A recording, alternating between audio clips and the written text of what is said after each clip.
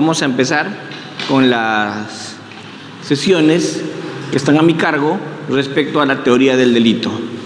Vamos a ocuparnos de lo que es el delito en 4 sesiones. En esta primera sesión nos vamos a hacer una primera aproximación a lo que es el delito y vamos a establecer que el delito es una conducta típica, antijurídica, culpable y punible. Delito se puede entender como una fórmula.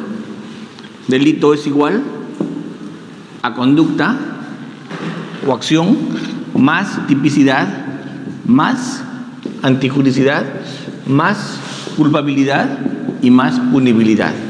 Podemos entender el delito como una fórmula. Delito igual a todas esas categorías. O también lo podríamos entender el delito como un sistema de filtros, la teoría del delito como un sistema de filtros, en el cual el filtro más grande sería la tipicidad. Un filtro grande sería la tipicidad. Luego tendríamos un filtro un poco más pequeño que sería la antijuricidad. Un filtro más pequeño aún sería la culpabilidad. Y el último filtro bien pequeñito sería la punibilidad.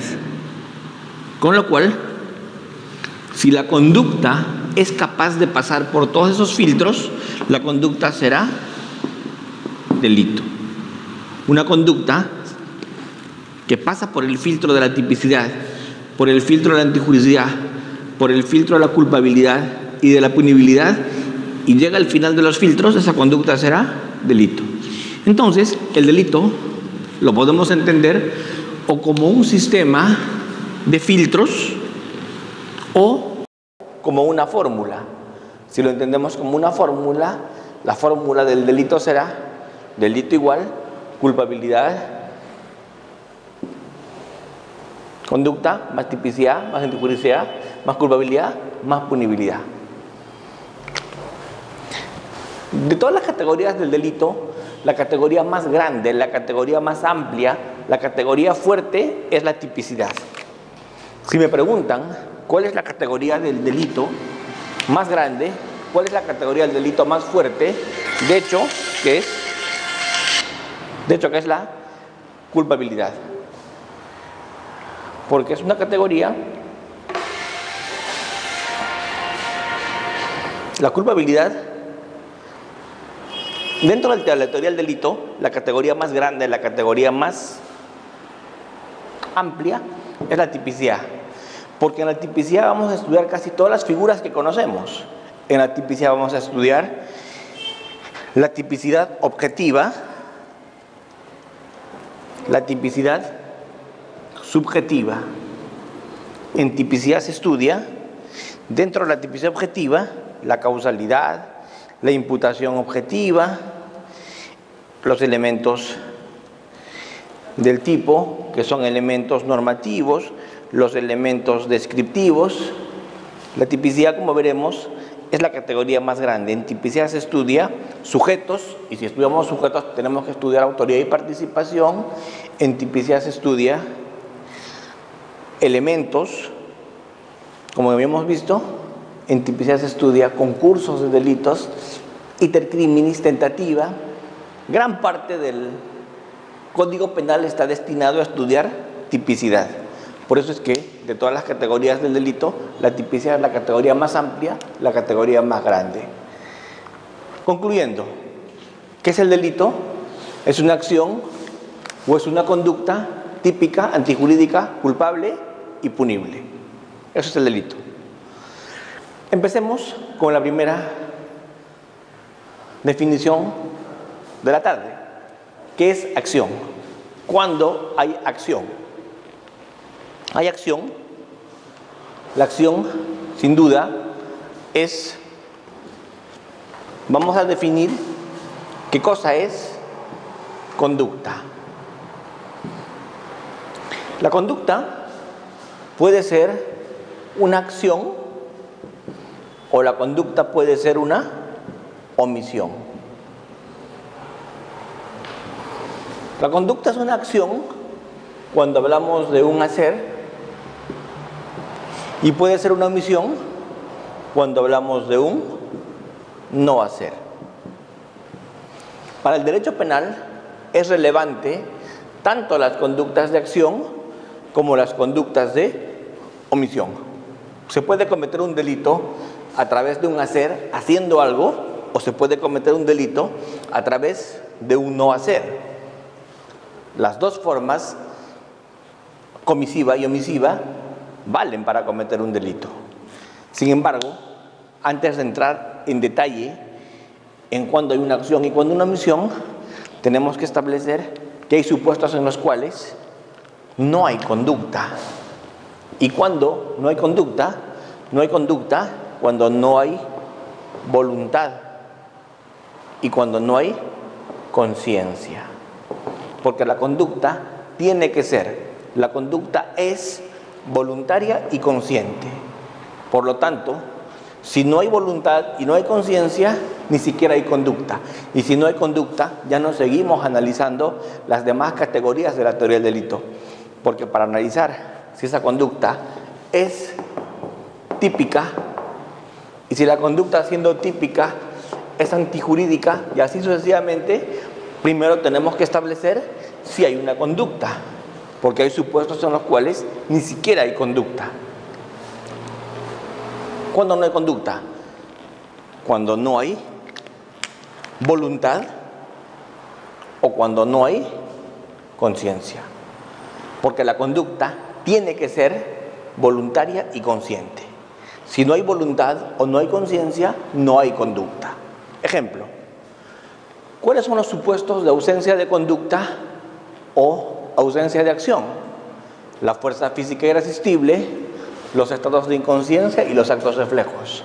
Ustedes se preguntarán, ¿por qué en una fuerza física irresistible, por qué en un estado de inconsciencia y por qué en un acto reflejo no hay conducta, no hay acción, hay ausencia de acción? Porque los tres se parecen en algo.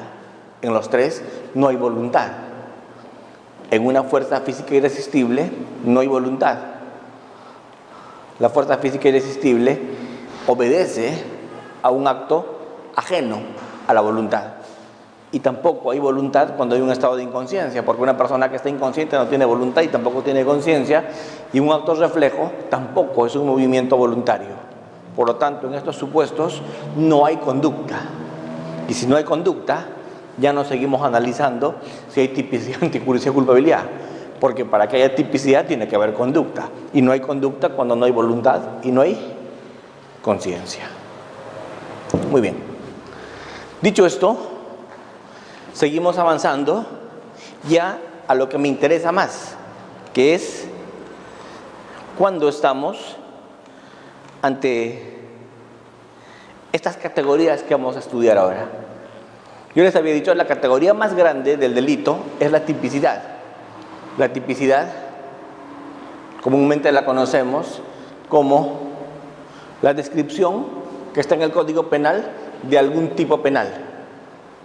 Primera aproximación. La antijuricidad dice, una conducta es antijurídica cuando es contraria al derecho. Una conducta será antijurídica cuando no está justificada por el derecho. Una conducta es antijurídica cuando no hay una causa de justificación. Y por último, una conducta es culpable cuando se le puede reprochar a la persona que ha realizado la conducta típica y antijurídica lo que ha hecho. Hay capacidad de reproche, se le puede reprochar lo que ha hecho. ¿Qué quiere decir que se le puede reprochar? Que se le puede decir que pudo haber actuado de otra manera, que pudo haber actuado de un modo distinto. Y lo otro es cuando es imputable, o sea, cuando tiene capacidad de responder penalmente. Hay dos tipos de teorías, las teorías bipartitas y las teorías tripartitas. Las teorías bipartitas del delito son las que solamente reconocen dos categorías. Dicen que el delito es una conducta típicamente antijurídica y culpable.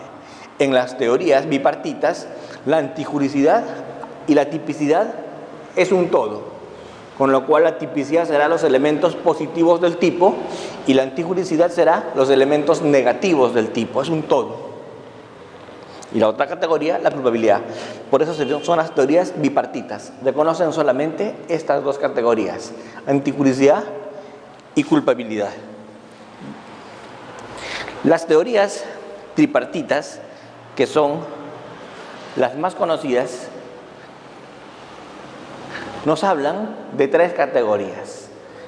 En una teoría tripartita tenemos la tipicidad, tenemos la antijuricidad y la culpabilidad por separado. Las teorías bipartitas, como ya habíamos repetido, ya habíamos dicho, la antijuridicia es el tipo global del injusto, la conducta típica y antijurídica, y luego viene la conducta culpable, el tipo positivo y el tipo negativo. Las causas de justificación serán los elementos negativos del tipo, y la descripción típica será el elemento positivo del tipo. Cuando estudiamos la tipicidad, dentro de la tipicidad les había dicho yo que es la categoría del delito más amplia, porque en tipicidad estudiamos casi todo. En tipicidad estudiamos sujetos, y cuando estudiamos sujetos estudiamos autoría y participación.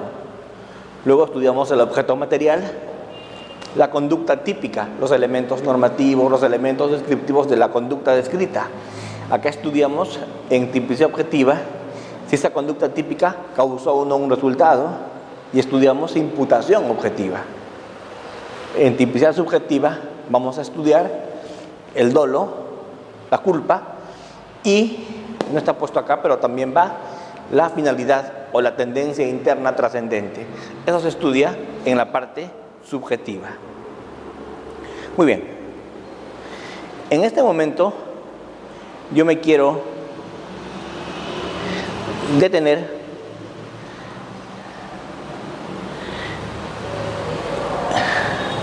en la conducta o la acción, que es lo que vamos a profundizar en esta sesión.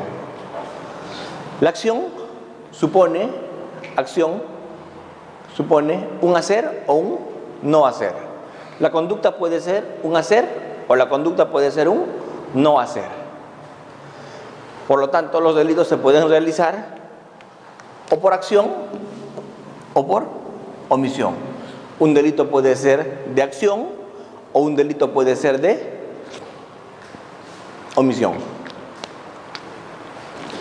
De esto, obviamente, es mucho más fácil hablar de acción, porque la acción es simplemente un hacer. Ejemplo, si yo cojo esta botella y se la aviento a una persona, será una acción.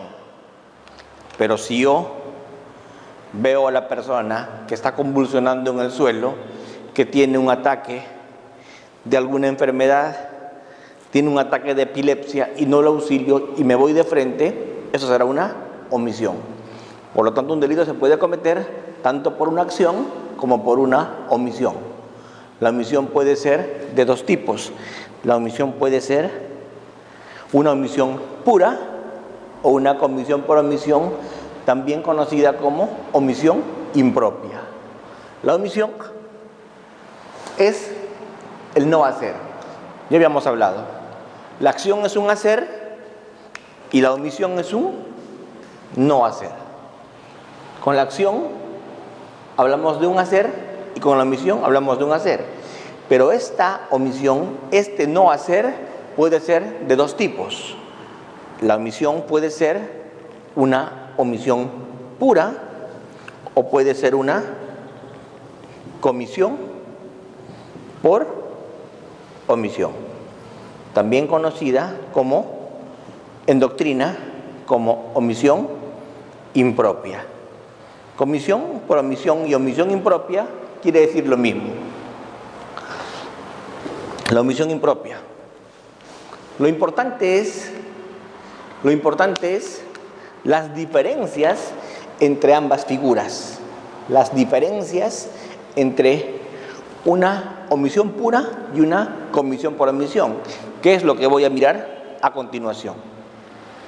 Vamos a tratar en este estado de la sesión de diferenciar la omisión pura de la comisión por omisión, para lo cual debo partir por un ejemplo.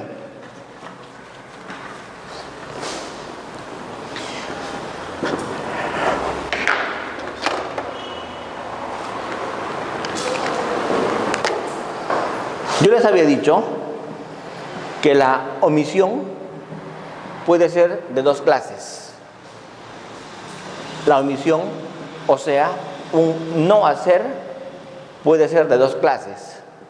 La omisión pura y la comisión por omisión, también conocida bajo el nombre de la omisión impropia. Pero ¿cuál es la diferencia entre estas dos figuras? Entre la omisión pura y la comisión por omisión o omisión impropia. La primera gran diferencia es que la omisión pura es una omisión de peligro. ¿Qué quiere decir? Que en la omisión pura no se necesita que se produzca un resultado. El delito queda perfeccionado con la sola omisión, independientemente de que se haya producido un resultado. Basta que el bien jurídico haya sido puesto en peligro. Ejemplo, omisión de socorro. No se necesita que el que no sea socorrido fallezca o se lesione gravemente. Basta que se genere el peligro de no haberlo socorrido. Por lo tanto, la omisión pura es una omisión de peligro. Mientras que la omisión impropia o la comisión por omisión es una omisión de resultado. ¿Qué quiere decir? Que para que haya delito de omisión impropia o comisión por omisión, tiene que haberse producido un resultado. Tiene que haberse dado necesariamente un resultado. La omisión pura es una omisión expresamente tipificada. La omisión pura tiene que estar expresamente tipificada como conducta omisiva. ¿Qué quiere decir eso? Que en el Código Penal tiene que estar descrito el tipo penal como tipo de omisión. La conducta tiene que estar descrita como conducta omisiva. Mientras que la comisión por omisión, no. Vía comisión por omisión podemos cumplir y podemos cometer cualquier delito. No solamente los delitos descritos como omisivos. Quiere decir que con comisión por omisión podemos cometer un homicidio, podemos cometer lesiones, etc. Porque la omisión impropia te puede hacer incurrir en cualquier delito, incluso, y acá es mucho más aplicable, un delito funcionarial. Una comisión por omisión puede llevarnos a cometer una colusión desleal, un delito funcionarial. Muy bien, un peculado también, por ejemplo. El delito de omisión pura es, ya les había dicho, de peligro, es expresamente tipificado como conducta omisiva, pero además hay una cosa más. Es un delito en el que puede incurrir cualquier persona. Cualquier persona puede incurrir en un delito de omisión, mientras que en un delito de comisión por omisión o de omisión impropia únicamente puede incurrir el garante. Es un delito en el que solamente puede incurrir el garante, no otra persona, solo el garante. Vamos, explico un poco esto. El garante no es porque se le ocurra al legislador que sea el garante. El garante solamente puede ser un garante por ley. Los padres respecto a sus hijos, por ejemplo, los cónyuges, garante por ley. Puede ser un garante por contrato. El que se obliga a ser garante, ejemplo, un salvavidas. Un salvavidas se obliga a ser garante. Y por último, puede haber garante por injerencia. ¿Qué quiere decir el garante por injerencia? El que causa el peligro está obligado a neutralizar el peligro. Si A causa un peligro, ese A debe neutralizar el peligro. Ese es el garante por injerencia, es garante del peligro que ha generado. Entonces, dicho esto, de manera conceptual, de manera de definición, ya podemos ahora poner algunos ejemplos. Un ejemplo de omisión pura es la omisión a la asistencia familiar. Un ejemplo de omisión pura es la omisión de socorro. ¿Por qué? Porque la omisión de socorro es una omisión de peligro. La omisión a la asistencia familiar también es una omisión de peligro. 2. La omisión de socorro está expresamente tipificada como conducta omisiva, al igual que la omisión de asistencia familiar. Están expresamente tipificadas como conducta omisiva. Y en ambas pueden incurrir cualquier persona, no solo el garante. Ejemplos de omisión impropia. Imaginémonos una omisión propia o una omisión impropia. Tiene que ser, vamos a poner el ejemplo del papá que tiene su hijo y tiene su niño, y el niño mete su mano al enchufe. Hay una omisión allí, una omisión de cuidado del padre que no cuidó a su hijo, y su hijo metió la mano al enchufe y se electrocutó. Ahí hay un resultado. ¿Cuál es el resultado? Lesiones. Se puede incurrir en cualquier delito, lesiones. ¿Y quién lo incurre? En este caso el garante, que es el padre que no cuidó a su hijo. Pero habíamos dicho, la omisión impropia o comisión por omisión necesita un resultado. ¿Qué quiere decir? Que si el niño es descuidado por su padre y mete su mano al enchufe, pero no le pasa corriente, pero no se electrocuta porque pues ese día no hay luz, la conducta no habrá tenido un resultado y será penalmente irrelevante, porque para que haya comisión por omisión o omisión impropia tiene que haber un resultado. Si no hay un resultado, no pasará de ser una anécdota. Ese es un ejemplo de comisión por omisión por garante legal. Ejemplo de comisión por omisión por contrato. Recordemos todos el tema de la discoteca Utopía, donde muchos jóvenes murieron como consecuencia de un incendio en la discoteca Utopía. Ahí ha habido una omisión también. ¿Pero qué tipo de omisión? Una omisión impropia, porque fue una omisión del garante. ¿Quién era el garante? El administrador, el responsable de la discoteca, el que tenía que poner las condiciones de seguridad, las salidas contra incendios, los extintores, y no los puso. Y esa omisión, ¿qué generó? Resultado: incendio, muerte de personas. Por lo tanto, es una omisión del garante. Y se puede incurrir en cualquier delito. En este caso de Utopía se incurrió en el delito de homicidio. Otro ejemplo de comisión por omisión, o omisión impropia, tenemos en el caso que es bastante común, que es el caso, por ejemplo, de un perro. Si yo tengo un perro que es bravo, tengo un perro que saco a la calle, yo me convierto en garante de una fuente de peligro por injerencia, porque yo estoy creando un peligro al sacar un perro bravo y tengo que convertirme en garante de todos los que están en la calle. Si mi perro muerde, hay un resultado, yo incurriré en lesiones. Si mi perro daña, hay un resultado, yo incurriré en daños. Si mi perro mata, hay un resultado, yo incurriré en homicidio.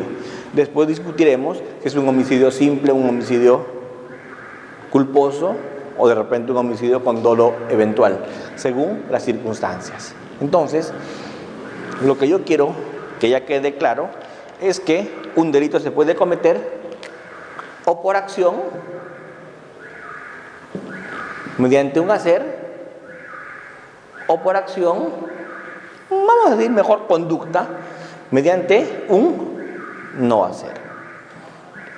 Cuando estamos ante un delito cometido con un no hacer, estamos ante un delito de omisión. No hacer. Y esa omisión es o pura o comisión por omisión. Esta comisión por omisión es muy relevante hoy día en delitos funcionariales o delitos de infracción del deber. Esta omisión pura no es tan usada porque es para delitos puntuales.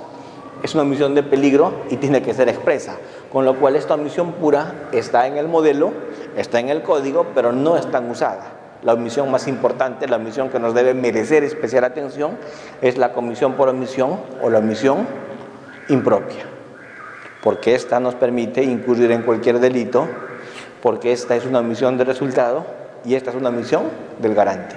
Y es de especial importancia para delitos de infracción del deber, para delitos funcionariales, porque en ese tipo de delitos es muy fácil verificar un resultado, es muy fácil verificar una omisión y es fácil establecer la posición de garante de este funcionario o servidor público. Entonces, ese es un punto en el que yo quería detenerme unos minutos. Entonces, como veíamos, la omisión es de dos tipos, pura y comisión por omisión. Ambas son de no hacer, pero la comisión por omisión incluye un detalle más. Obliga a evitar un resultado. ¿Por qué? Porque hay una persona que en la comisión por omisión es el garante, es el que tiene ese deber especial. La omisión pura, yo les había dicho, el tipo penal de omisión pura es un tipo penal que describe una situación típica. Les había comentado que la omisión pura tiene que estar expresamente tipificada, tiene que estar regulada como tal, como conducta omisiva en la situación típica descrita en el Código Penal. ¿Qué quiere decir eso? Debe decir el Código Penal ausencia de acción como presupuesto para cometer el hecho. El que no socorre, el que no paga alimentos, la conducta debe estar descrita como omisiva. Claro, el que tiene que incurrir en este delito tiene que tener capacidad para realizar esa acción. Eso está por descontado. Ejemplos de omisión pura que nosotros podemos mirar son el de la omisión de socorro prevista en el artículo 126 del Código Penal, que nos dice el que omite prestar socorro a una persona. ¿Ven? La conducta omisiva está descrita en el tipo penal como conducta omisiva. El que omite prestar socorro a una persona herida o incapacitada poniendo en peligro su vida. ¿Ven? Omisión de peligro. No necesita que la persona se muera y puede incurrir en esa conducta de omisión pura cualquier persona. Otro ejemplo es el de la omisión de auxilio o aviso a la autoridad prevista en el artículo 127. Esta conducta también está regulada como una conducta omisiva.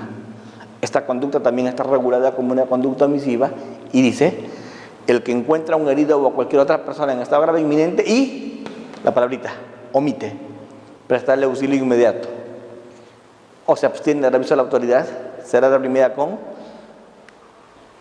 vemos los tres puntos que hemos hablado. La omisión pura es de peligro, la omisión pura es expresamente tipificada y en la omisión pura puede incurrir cualquier persona.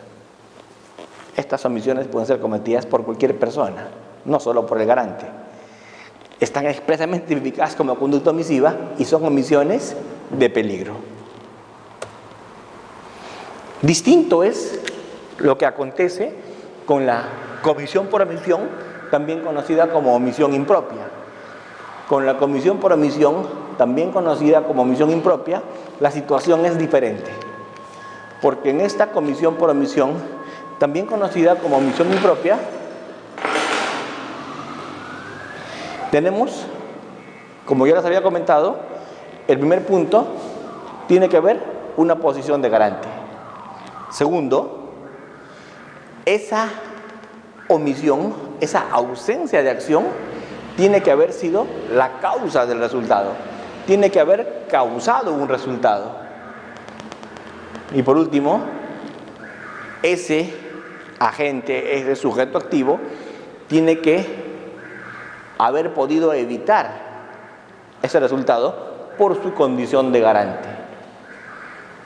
Entonces, acá hay un punto fundamental. El dolo no solamente debe abarcar la ausencia de acción, sino también la posibilidad y necesidad de evitación del resultado desde su posición de garante. Lo que interesa acá es que haya podido evitar el resultado actuando desde esa posición de garante. Desde esa posición de garante debe haber podido evitar el resultado.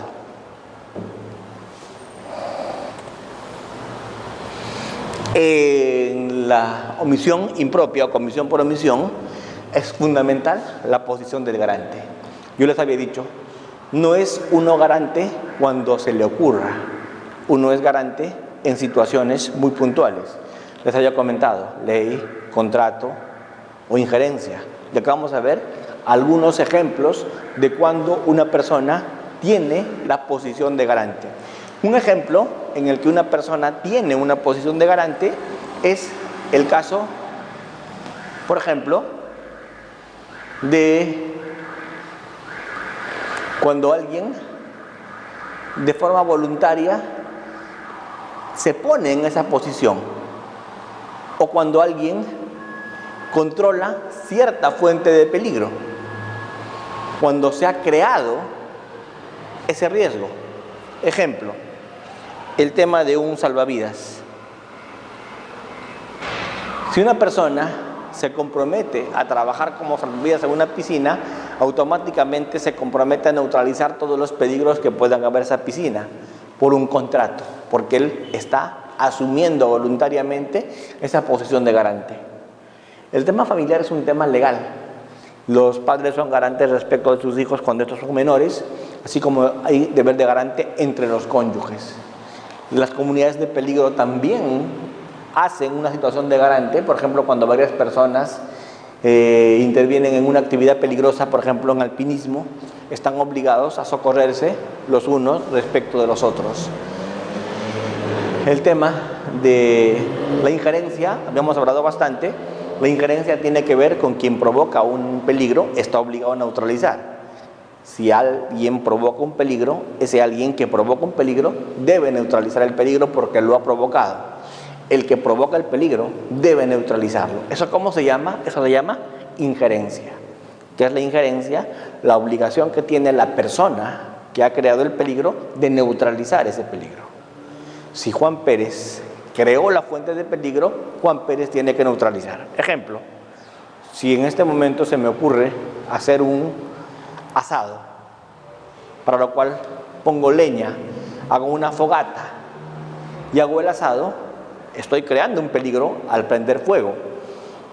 Mi obligación es, cuando termine el asado y me coma la carne, apagar el fuego, porque yo creé el peligro y yo debo neutralizarlo. El que tiene también animales, instalaciones peligrosas, los perros bravos, también es garante respecto de esto. Y también hay una función de garante cuando tengo personas a mi cuidado, que debo vigilar respecto a los males que estas puedan causar. Por ejemplo, soy garante respecto de lo que puede hacer una persona privada de discernimiento, un enajenado mental agresivo. Yo soy también garante por la posición que tengo respecto de esa persona. Con esto cerramos la parte que tiene que ver con la conducta.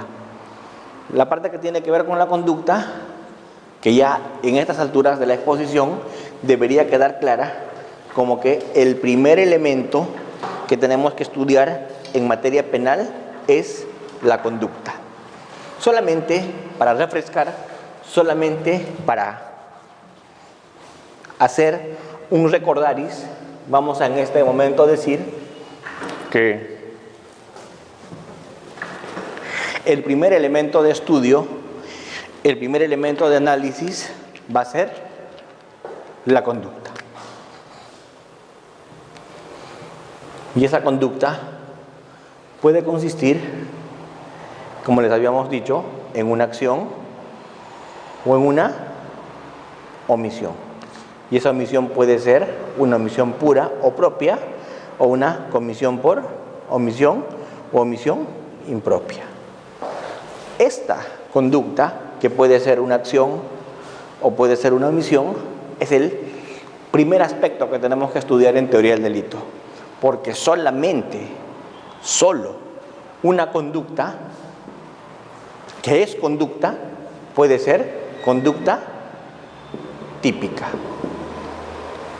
Solo una conducta que es conducta puede ser conducta típica.